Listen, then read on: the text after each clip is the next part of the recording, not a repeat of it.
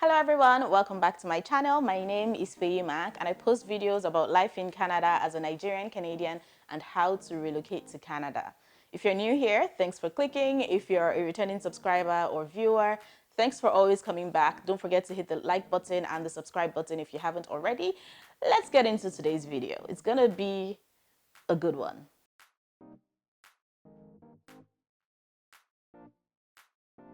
Okay, on this channel, I always talk about how great Canada is and, also kind of give you the opposite perspective as well, because I try my best to provide balance in every narrative that I push out. Now, in today's video, I'm going to be talking about why immigrants are moving out of Canada. And there are several articles about this. I'm going to quote a few of them.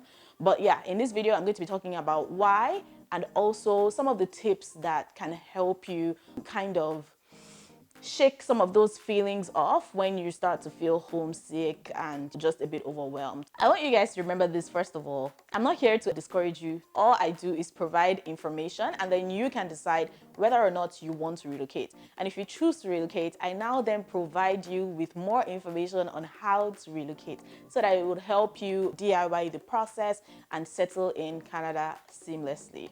Let's get right into what the numbers really are for immigrants leaving Canada and why they are leaving. In a national survey conducted by Leger for the Institute of Canadian Citizenship, ICC, it has been determined that 30% of young new immigrants to Canada are likely to leave Canada in the next 2 years.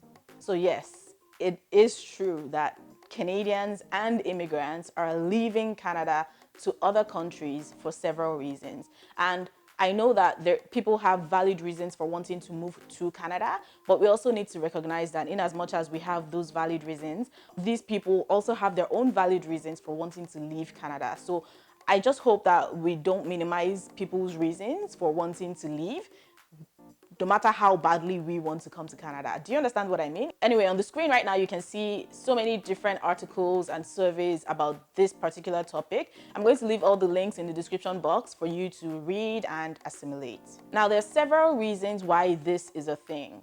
Number one, cost of living. We always complain about bills, real estate prices, and all of those things. Those are valid reasons, okay? They are valid reasons. And it's really reflecting in the number of people that are actually leaving Canada. So that's just one.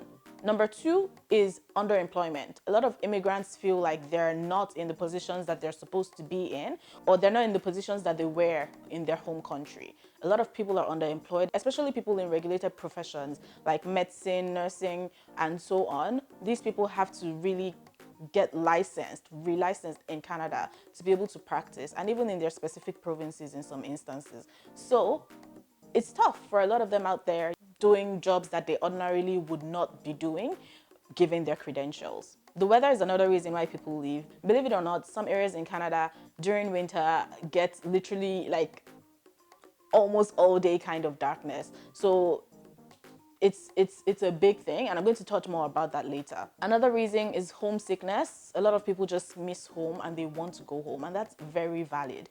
Given how some of us lived in our home countries, the kind of, community type of living that we have, a lot of people can't get that here. You need to protect your mental health first. Okay, next reason is high expectations. Some people sometimes relocate with unrealistic expectations that have been sold to them by different people. So sometimes they get here and they're just like, okay, this is not what I thought it was, and they just move back to where they came from. So there are several other reasons why people choose to leave Canada. But for people that have decided to stay, I want us to kind of be more intentional about our staying and not just accepting fate or whatever. If there are things that bother you, I think that there are certain steps that we can take to ensure that we keep our mental health 100% regardless. So here are my top tips on how I've been able to cope for, the last 7 years here in Canada. My number one tip is seek therapy. Now, I'm going to focus on this just because I know that in our community, therapy is not as popular as it should be, and sometimes it has a negative connotation, as if only people who have problems are supposed to be seeking therapy, and that's not true. So for me, I think that therapy is very important because it's very easy as a newcomer, whether as an international student like I was, as a foreign worker like I was, or as a PR like I was, or even now as a citizen, right? It can get overwhelming sometimes, especially if you don't have even all your family members and your friends around, what you're used to, the kind of social life that you're used to. It can get very lonely, it can get overwhelming, it can get very stressful. So I think it's very important to seek therapy and put your mental health first. And the sponsor of today's video, BetterHelp, is here to help you with that. BetterHelp offers licensed therapists who are trained to listen and help you. You can talk to your therapist in a private online environment at your convenience. There is a broad range of expertise in BetterHelp's over 20,000 therapists network that gives you access to help that may not be available in your area.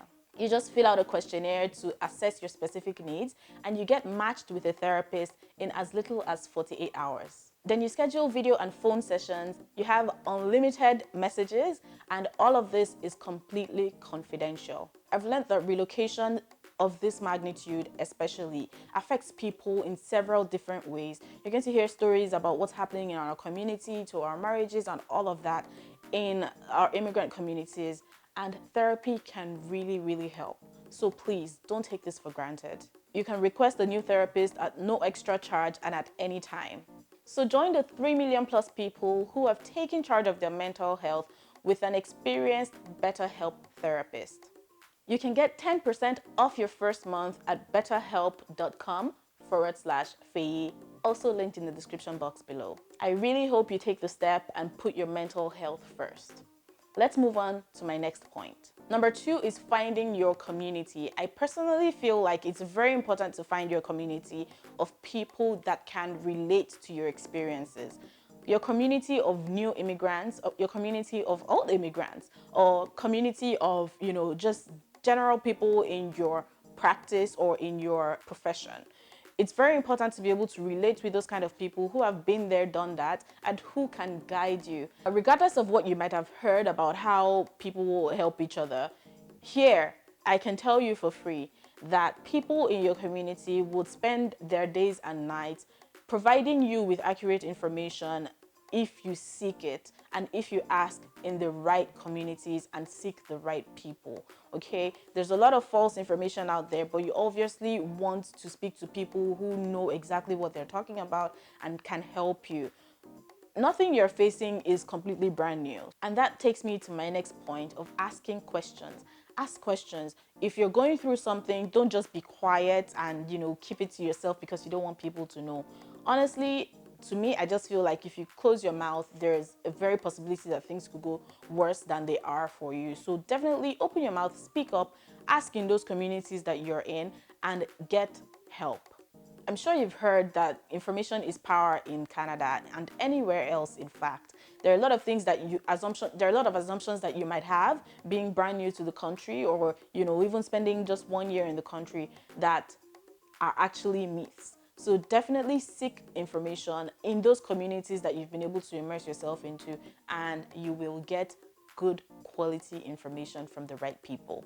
Now, I want to talk about being homesick because that's something that I've actually experienced myself. And some of the things that help me is, number one, being close to family, whether they're close to you in proximity or not. There are applications that you can use for video call and always talk to your family and friends. I know that some people, when they move to a new country, it's very hard for them to keep up with what's happening back home.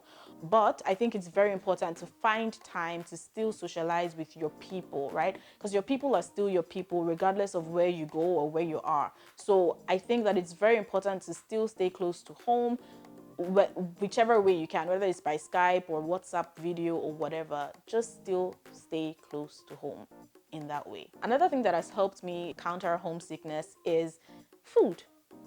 In my home, we still eat our proper African food, proper Nigerian food. There are African stores almost everywhere. So that way, at least I know that, okay, if I'm eating Nigerian food, I still kind of feel very, I still kind of feel at home. So it really helps me. As silly as it sounds, it actually makes a difference for me. So I hope that you can continue to just have your favorite foods, make them yourself. There are bookers as well, especially if you're in Toronto or Ontario in general. Find places that they're selling proper amala, gbegiri, and ewedu, like proper pounded jam and egusi. Find those places. Those are like, that's food for your soul, right? Enjoy it, and it would really help you. Honestly, maybe I'm just a foodie, but I hope this helps somebody out there. And listen, I know a lot of people might be tempted to laugh some of these things off. Sometimes we tend to kind of ignore other people's problems just because we feel like ours might be more intense. But listen, it's very important to identify these issues that people are facing. And I'm saying this not just for yourself, but for people around you. If you know that there are new immigrants around you or newcomers to Canada, international students, reach out to them, have a chat with them, see what they need help with, and help within your capacity. Even if it's just to socialize, some of these things really, really help. When we talk about mental health here, and people are relocating back to Nigeria, relocating back to their home countries, mental health is a huge part of it. You're going to hear a lot of immigrants say when they go back to their home country, they feel alive. Something within them just wakes up. Some people go back for months just to get a mental break. All these things, they're all interrelated. So please, please, and please take your mental health seriously. This is not a joke. Take it seriously, and I hope that you learned one or two things from this video. If there's anything that has helped you stay sane in this foreign land that we're in, please drop a comment down below so that it would help somebody.